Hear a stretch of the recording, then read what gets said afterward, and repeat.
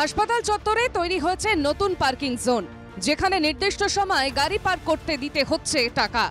কিন্তু অ্যাম্বুলেন্সকে এই নিয়মের আওতায় বাইরে না রাখায় জোর বিতর্ক তৈরি হয়েছে কোচবিহারের মাথাভাঙা মহকুমা হাসপাতালে।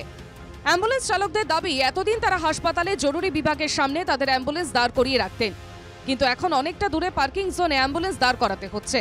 তার উপর অ্যাম্বুলেন্স থেকে রোগীদের হাসপাতালে নিয়ে যাওয়া নিয়ে আসাটা অনেক সময় সাপেক্ষ, তাই এই পার্কিং চার্জ দিতে বেজায় আপত্তি অ্যাম্বুলেন্স চালকদের। যে এখানে গাড়ি রাখা চলবে না, ঠিক আছে, তোমরা ওখানে গাড়ি রাখো। তারপরে আমাদের অ্যাম্বুলেন্সগুলো আমাকে এখানে থাকলে রাত বেতে আজকে এটা চুরি হয়, কালকে ওটা চুরি হয়, এগুলো দাবি খেয়ে নেবে, ঠিক আছে।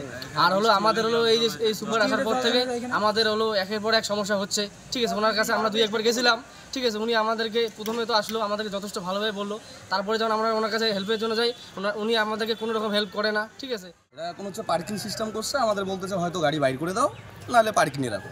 এদের যেটা বক্তব্য, তাহলে আমরা যদি গাড়ি পার্কিংয়ে রাখি, এখন দেখা গেলো একটা অ্যাক্সিডেন্ট পেশেন্ট আসলো, হসপিটাল তো আমার ওয়ার্ড বয় নেই, কোনো কর্তৃপক্ষ নাই কিন্তু হসপিটালে ওইরকম। ওই পেশেন্টগুলোকে ধরার থেকে নেওয়া পর্যন্ত সব কিন্তু আমাদের অ্যাম্বুলেন্সেরাই করে। হাসপাতাল কর্তৃপক্ষের দাবি, হাসপাতাল চত্বরে যানজটের সমস্যা দূর করতেই পার্কিং জোন করা হয়েছে। পর্যায়ক্রমে কিছু কিছু আমাদের কী কী গ্যাপ আছে বা কী কী করলে প্ল্যান আরও ভালো হয় সেইভাবে আমরা এগোচ্ছি।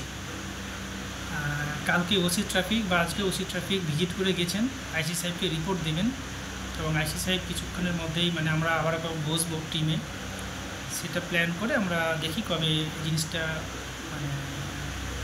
সেদিন থেকে আমরা এটাকে অ্যাক্টিভেট করব।